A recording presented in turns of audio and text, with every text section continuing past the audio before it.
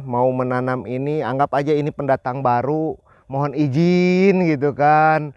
Kalau kita tebang nanti ngamuk, dia mendoakan yang tidak baik sama kita ya. Ini dari kandang langsung ke lahan. Cuma kan prinsipnya begini. Nih kita kasih contoh. Ini tanah, ini titik nol ya. Kotoran ayam dulu. Persiapan makanan untuk 3 bulan kemudian.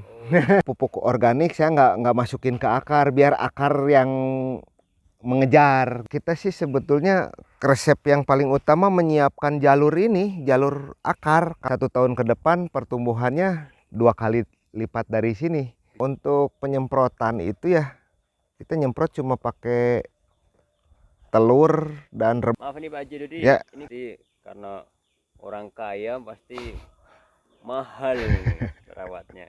Gimana itu menjawab isu seperti itu? Ya sebetulnya kalau merawat pohon ya standar-standar aja ya. Kita tanam, kita rawat, siram, kasih pupuk, ya pupuk sederhana aja. Saya pakai kotoran ayam sama kotoran kambing, tapi itu tidak untuk ke pohonnya. Kita di luar sini kita betulin dulu tanah ini kan, sekalian berjalan sekalian membenahi tanah. Nanti ya prinsipnya nanti akar mengejar bau-bau makanan di area luar sini, jadi merangsang untuk dia cepat tumbuh keluar akarnya gitu. Jadi kita nggak masukin ke area dapuran.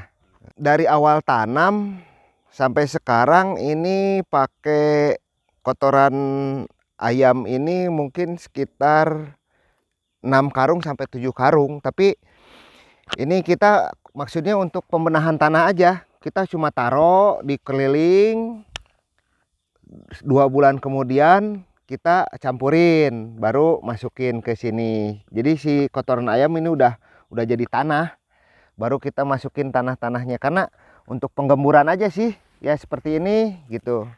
Ini saya 1 tahun ngabisin pupuk organik mungkin 120 ribuan sampai 150 ribu untuk ininya ya, untuk pupuk di sini.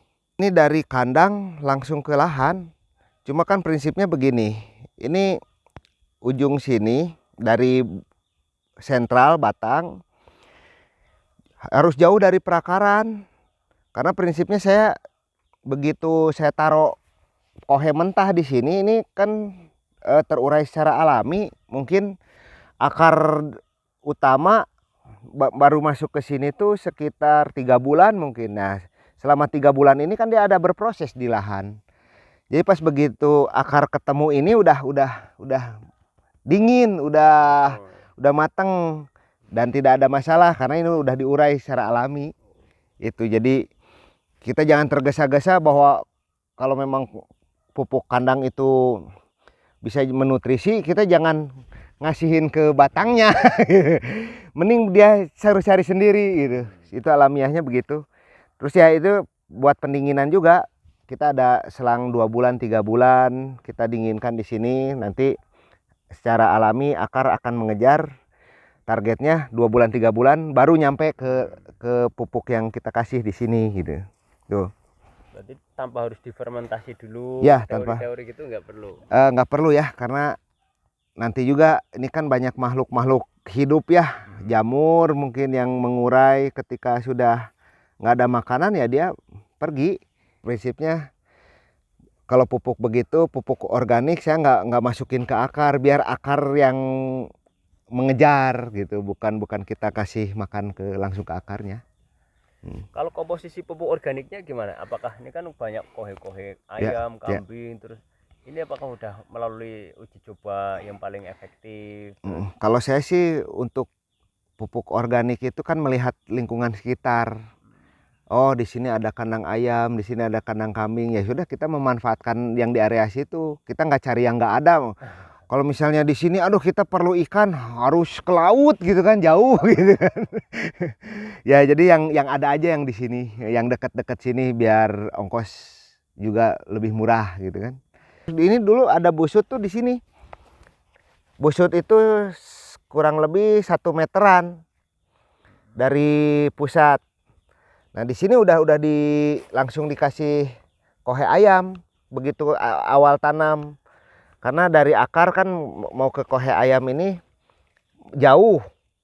Nggak ada proses pendinginan, pertama pendinginan pupuk, kedua nanti kohe ayamnya kita aduk, baru dibuat busut melebar sampai sampai hilang, nanti ujung-ujungnya nggak kelihatan busut karena ini tanah udah remah. Ini coba tuh, ini aja nih yang ini ya tuh, ini udah ini padahal musim kemarau gitu ya. Di sini ada sekam mentahnya dari kohe ayam, itu kan udah ada sekam mentah.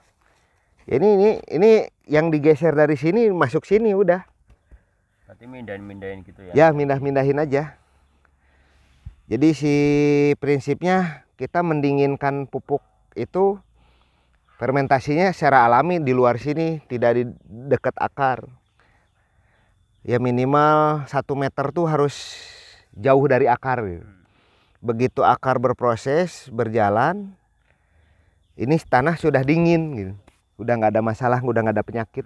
Sebetulnya memberi makan tanah, kalau tanahnya subur berarti dia akan berbakti menjaga tanaman kita tumbuh dengan sehat gitu.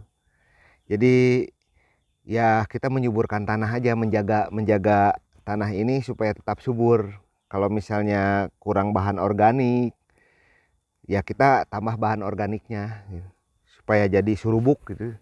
Ini kurang lebih 1 tahun ya. 1 tahun tuh saya tanam sekitar 40-50 sentian sebesar ini. Ya 1 tahun saya nunggu ya sambil rawat ya. Ini kurang lebih jadi ada 3 meter mungkin ya, 3 meter kurang. Ya kurang lebih 3 meter ya ini. 1 tahun 2 bulan mungkin. Waktu itu bulan Juli. Tahun lalu bulan Juli. Belum merasakan daun tua udah terubus terus. Itu yang atas itu? Oh iya itu. Itu coba kita Ya kesana, boleh yuk. boleh. Kromo Banyumas atau Bawor ini ya? Ya. Ini kalau ini mungkin umur sama? Ini beda. Ini kita tanam yang kedua susulan. Ini kurang lebih usia 8 bulan. Ini dongkelan 8 bulan. Dongkelan 2 meter, 1,5 meter lebih lah. Nanti 1 tahun ke depan pertumbuhannya 2 kali lipat dari sini. Bisa 2 kali 3 kali lipat ya. Karena ini kan dulu harus adaptasi karena dongkelan ya. Ya, mungkin 8 bulan naik 1,5 meter atau itu nanti kesananya bisa 3 meter 1 tahun ke depan. Pertumbuhannya dari sekarang 3 meter 4 meter gitu. Ya begitu. Kita sih sebetulnya resep yang paling utama menyiapkan jalur ini, jalur akar. Kalau jalan-jalan akar itu sudah kita set dari awal, ya dia sudah tinggal masuk aja ke lubang-lubang lubang-lubang untuk dia ini lalui. Dan kita tanamnya di titik 0. Titik 0 tuh ya contohnya begini. Ini tanah. Nih kita kasih contoh. Ini tanah, ini titik 0 ya. Kita lubangnya sebesar ini. Gitu. Kita kubur, kita simpen. Nah, tanah-tanah yang di sini baru kita geser. Jadi busut. Setinggi polybag ya. Polybag yang dongkelan itu segini mungkin ya. Naik segitu, lebar kurang lebih 0,5 meter sampai 80 cm. Nah dari sinilah segini paling, ini busutnya tuh. Nah ini dari sini sudah disiapkan penggemuran tanah. Kita taruh kotoran ayam dulu. Persiapan makanan untuk 3 bulan kemudian. Nah ini kan tanah ini udah gembur, ini pasti si akar cepat nyampainya. Dari sini sudah dipersiapkan untuk ini. Ini seperti begini aja. Berkelanjutan terus. Jadi setiap 2 bulan 3 bulan ada penggemburan seperti ini. Tapi penggemburannya bukan cuma cangkul-cangkul. Kita taruh ini dulu nih contohnya. Kita taruh kotoran ayam dulu di sini. Ini belum diapa-apain. Ini masih ini. Oh, masih keras. Keras. Oh, Di wilayah Piringan itu nggak perlu digemburin lagi. udah nggak perlu. Udah jadi di sini ya. Ya, udah jadi di sini. Jadi ini kayak lubang-lubang ini biar kan dia masuk akar nantinya. Betul. Ini udah selesai lah, udah selesai. Kita nunggu 2 bulan lagi. Nah baru nanti yang ini cangkul geser ke sini, plek gitu. Terus busutnya melebar nanti sampai hilang aja. Sampai nggak ada busut. Sebenarnya cuma merubah posisi aja ya. Ya cuman betul. Geser-geser. Ya. Sambil ngasih pupuk. Ya. Konsepnya fermentasi alami. Ya, fermentasi alami. Jadi pas begitu akar nyampe area yang mengandung bahan organik itu udah nggak ada penyakit yang berbahaya bagi akarnya. Dan itu nanti terkait ini kan rawan. Ya. Itu ada berpikiran bahwa kalau rayap gitu ya. Empuk gitu gimana? Rayap juga ada makhluk hidup ya yang harus ini rumah rayap kan tuh. Ya biarlah, yang penting tidak mengganggu pohon kita. Mohon maaf rayap gitu kan. Jangan ganggu pohon saya, nanti kita kasih makanan sebelah sini. Kamu habisin sebelah sini.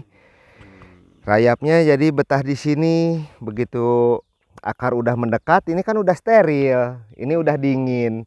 Rayapnya minta makan lagi ya, saya kasih makan, saya geser lagi gitu. Kalau rayap sih dia makan yang kayu-kayu mati ya. Kalau kayu hidup gitu dia jarang makan, karena ya kita menjaga supaya si pohon ini sehat aja, tetap hidup.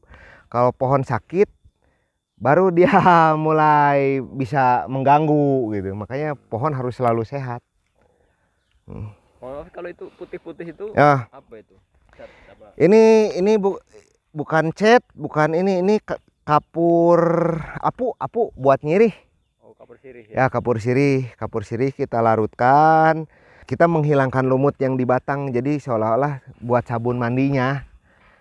Nah, nanti ini juga disiram air juga jatuh, jadi nggak permanen ya. Di kemudian hari nggak akan ada susah tumbuh gitu, nggak. Ini tuh digini aja udah tuh muruluk. Kalau hama selama ini kalau kita untuk penyemprotan itu ya kita nyemprot cuma pakai telur dan rebusan sirih itu, sirih, sereh. Untuk urusan ada hama atau tidak ya, kalau di sini kan areanya masih hutan gitu kan, ekosistemnya mungkin yang makan hamanya masih saling memakan gitu kan. Jadi sih kita nggak direpotkan tentang itu ya, tentang hama.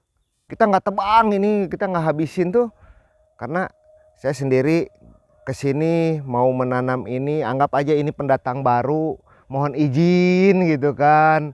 Kita numpang di sini, nanti sudah kelihatan normal dan besar ya mungkin mohon izin lagi kita mau tebang pohon yang tidak produktif di sini gitu ya. Jadi nggak kita habisin dulu ya, sekalian kan kalau tanam awal itu harus ada peneduh itu kurang lebih sampai 6 bulan tuh harus teduh dulu.